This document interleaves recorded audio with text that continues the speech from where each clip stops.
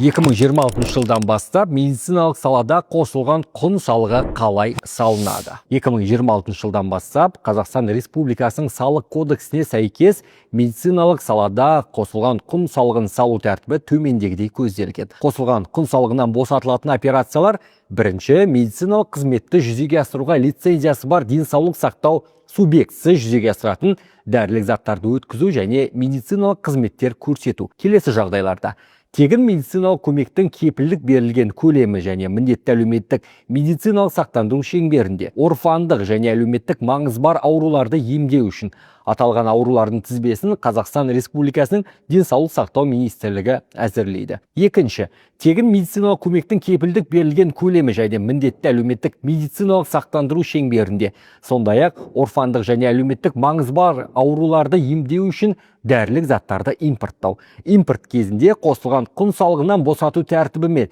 тиісті тізбелерді де Қазақстан Республикасының денсаулық сақтау министрлігі әзірлейді. Қосылған құн салығы төмендетілген мөлшерлемелер бойынша салынатын операциялар қосылған құн салығын келесі мөлшерлемелер бойынша қолданылады. 2026 жылғы 1 қаңтардан бастап 5%, ал 2027 жылғы 1 қаңтардан бастап 10%. Аталған мөлшерлемелер келесі операцияларға қолданылады. Қосылған құн салығынан босатылатындарды қоспағанда, дәрілік заттарды өткізуге, медициналық бұйымдарға арналған жинақтаушы бөлшектерді, сондай-ақ техникалық көмекші, компенсаторлық құралдарды өткізуге тиісті тізбені Қазақстан Республикасының денсаулық сақтау министрлігі әзірлейді.